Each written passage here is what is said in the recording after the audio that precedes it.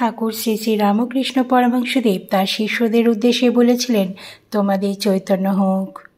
নতুন বছরের পয়লা দিন বলে কথা। শীতের আমেজে বাঙালি উপভোগ করবে পিকনিকের আনন্দ। এ আর নতুন কি বলুন।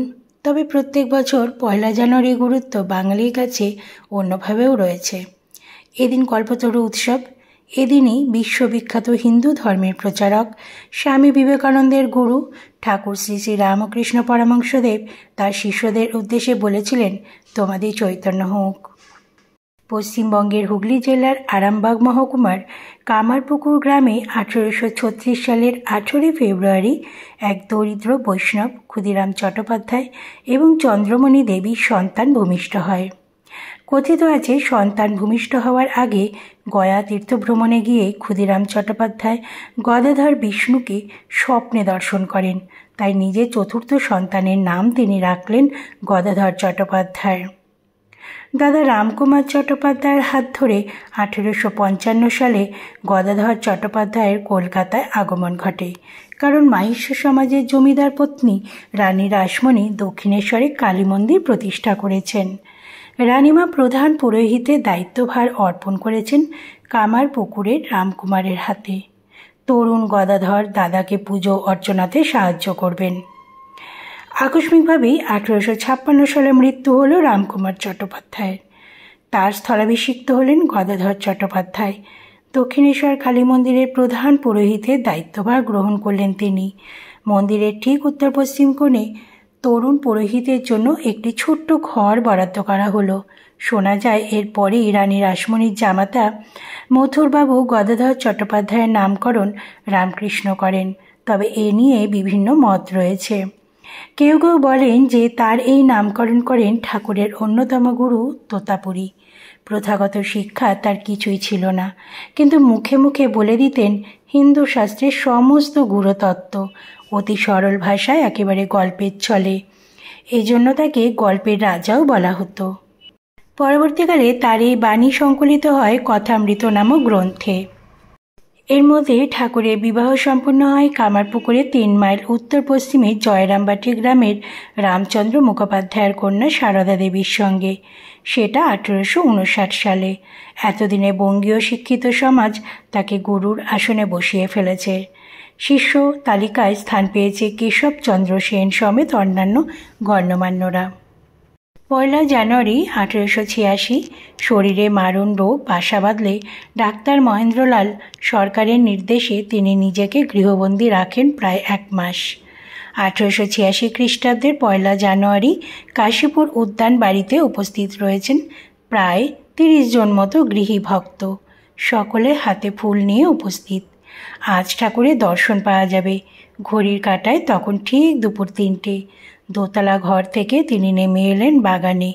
পরনে সেই চিরাচরিত পোশাক, লাল পেরে ধুতি। উপস্থিত গৃহী ভক্তরা তাদের হাতে রাখা ফুল ঠাকুরের চরণে অঞ্জলি দিতে থাকেন। বলা হয় ঠাকুর তখন নাট্যকার গিরিশ ঘোষকে বলেন, হ্যাঁ গো, তুমি যে আমার নামে এত কিছু চারিদিকে বলো, তো আমি আসলে কি? গিরিশ ঘোষ উত্তর দিলেন, তুমিই নারায়ণ ধারী পূর্ণ ব্রহ্ম ভগবান। আমার মতো পাপী তাপীদের মুক্তির জন্যই তোমার মর্তে আগমন। সবাই তখন ঠাকুরের চরণ স্পর্শ করল এবং ঠাকুর বললেন, তোমাদের চৈতন্য হোক। কিন্তু কথা হলো, এই দিনের উৎসবকে কল্পতরু কেন বলা হয়? এর জন্য অবশ্য আমাদের পুরাণে ফিরতে হবে। হরিবংশ ইত্যাদি পুরাণে কল্পতরুর উল্লেখ রয়েছে। দেবতা এবং অসুরদের মধ্যে সমুদ্র মন্থন হয়েছিল। পুরাণ অনুযায়ী সমুদ্র মন্থনকালে অমৃত, লক্ষ্মীদেবী, ঐরাবত ইত্যাদির সঙ্গে উঠে আসে একটি বৃক্ষ, যাকে পারিজাত বৃক্ষ বলা হতো। পরবর্তীতে দেবরাজ ইন্দ্রের বিখ্যাত নন্দনকাননে স্থান পায় এই পারিজাত বৃক্ষ এবং সেখান থেকে স্ত্রী সত্যভামার আবদারে শ্রীকৃষ্ণ পৃথিবীতে নিয়ে আসেন এই বৃক্ষ। এই পারিজাত বৃক্ষকেই কল্পতরু বলা হয়েছে। অর্থাৎ সেই বৃক্ষ যার কাছে যা চাওয়া যায় তাই পাওয়া যায়। কল্পতরু উৎসবের দিন ঠাকুরের ভক্তরা তাকে অবতার রূপে মেনে নেন। কথিত আছে সেদিন উপস্থিত সমস্ত ভক্তের মনোবাঞ্ছা ঠাকুরের কৃপায় পূরণ হয়। ভক্তদের বিশ্বাস রয়েছে এই দিন ঠাকুর রামকৃষ্ণদেব সকলের মনের ইচ্ছা পূরণ করেন। কাশীপুরের উদ্যানবাটি ছাড়াও কল্পতরু উৎসবে প্রতি বছর বহু মানুষের ভিড় হয়। দক্ষিণেশ্বরের মন্দিরেও প্রচণ্ড ভিড় হয়, অনেক লোক যায় সেখানে। 1886 সালে 16ই আগস্ট তিনি পরলোক গমন করেন।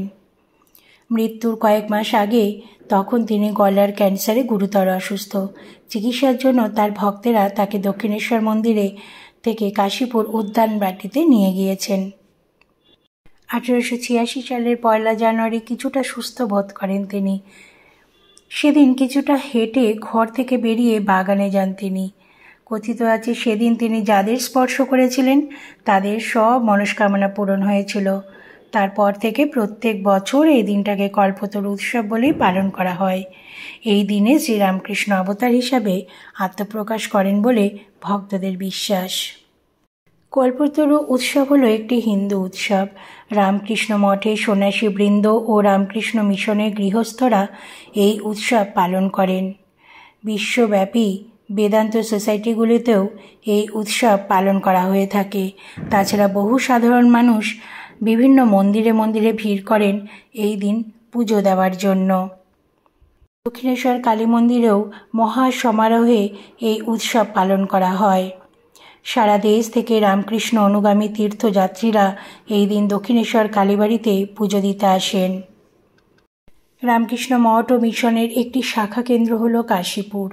এই কেন্দ্রটি উত্তর কলকাতার কাশীপুর অঞ্চলে অবস্থিত। রামকৃষ্ণ পরমহংস 1885 সালের 11ই ডিসেম্বর থেকে 1886 সালের 16ই আগস্ট তার প্রয়াণ পর্যন্ত কাশীপুর উদ্যানবাটিতে বাস করেছিলেন। এই মঠের বাগানে একটি আম গাছের তলায় দাঁড়িয়ে 1886 সালের 1 জানুয়ারি তিনি তার গৃহস্থ শিষ্যদের আশীর্বাদ করেছিলেন।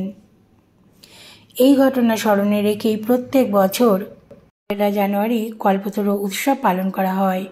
কাশীপুর উদ্যানবাটি একটি দোতলা বাড়ি।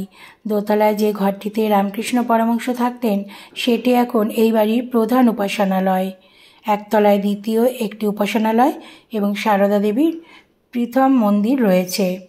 রামকৃষ্ণ সঙ্ঘে কাশীপুর উদ্যানবাটি বিশেষ গুরুত্বপূর্ণ একটি মঠ, কারণ এই বাড়িতে রামকৃষ্ণ পরমহংস তার সন্ন্যাসী শিষ্যদের সন্ন্যাস গ্রহণ ও সংঘবদ্ধভাবে জনসেবার কাজে উদ্বুদ্ধ করেছিলেন, যা বাস্তবায়িত করতে পরবর্তীকালে স্বামী বিবেকানন্দ রামকৃষ্ণ মঠ ও মিশন প্রতিষ্ঠা করেছিলেন।